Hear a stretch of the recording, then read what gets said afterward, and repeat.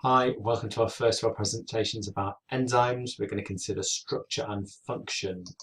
So we're going to look at the first three sections of the specification, the role of enzymes in a couple of different situations, and the mechanism of enzyme action, how they work.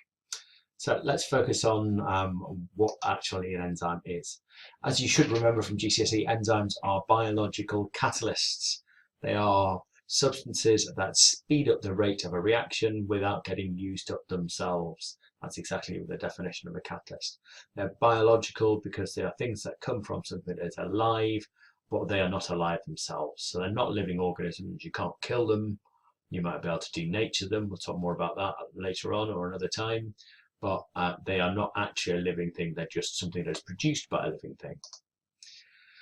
And enzymes are globular proteins. So remember, all enzymes are made from proteins, but not all proteins are enzymes. Enzymes are made from globular proteins. And they speed up reactions millions of times. They can't catalyze reactions that wouldn't happen. They can just make more reactions more likely to happen. And they can be anabolic, joining things together. That's known as anabolism. Or catabolic, breaking things apart. Everybody seems to remember all about the breaking things down, but forgets that enzymes can also build things. Yeah, not only are they involved in digestion, but they're involved in making new molecules. So globular proteins are water soluble, and this is caused by their what we call the hydrophilic side groups. Remember, hydrophilic means water liking, literally. So there are different R groups that these have on their side groups. They are the things that make it hydrophilic. Enzymes are usually large. They often can be up to thousands of amino acids long, but the active site, it's only a few, 6 to 10 amino acids in length that is significant. But it's the rest of the amino acids that actually contributes to the overall precise shape. Remember, enzymes are three-dimensional in shape, so that three-dimensional shape needs to be maintained, and that's maintained through the folding from primary through to secondary and tertiary structure. Primary structure, sequence of amino acids. Secondary structure is certain types of folding. Tertiary structure, interactions between side groups and bonds, so that gives it a very specific shape. And it's the overall shape that helps to maintain the shape of the active site. So remember that enzymes are specific. So in other words, there is a specificity, one enzyme for one particular substance that it works on, and the substance that it works on, the substrate, and the thing that it works on. And they're specific for one reaction. For example, catalase only works on hydrogen peroxide.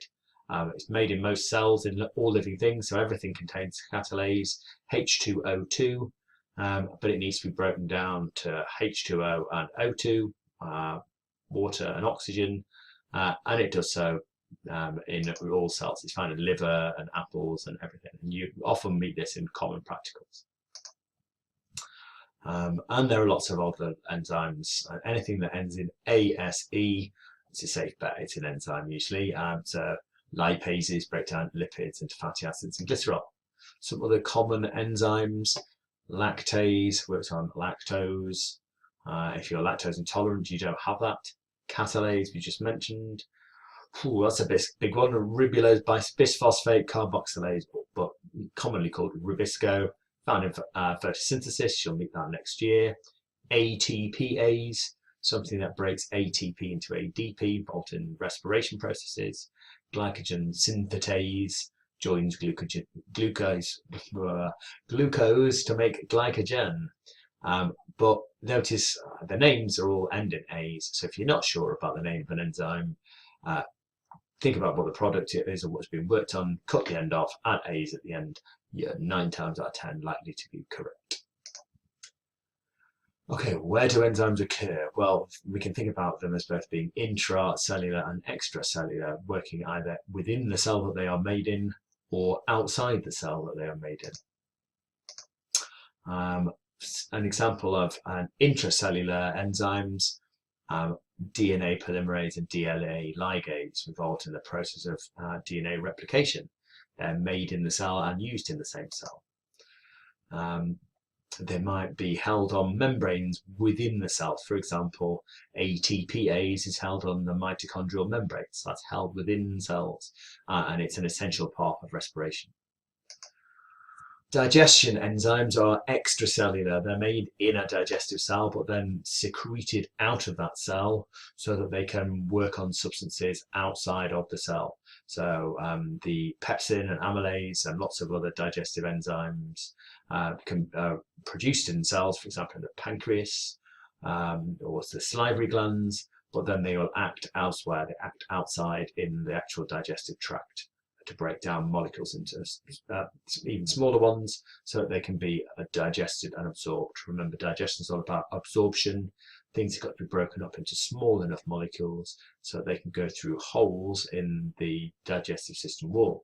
If they're not broken into those small molecules in the first place, then you can't digest them, you can't take those molecules in, you can't pass them around the bloodstream to be taken where they're needed.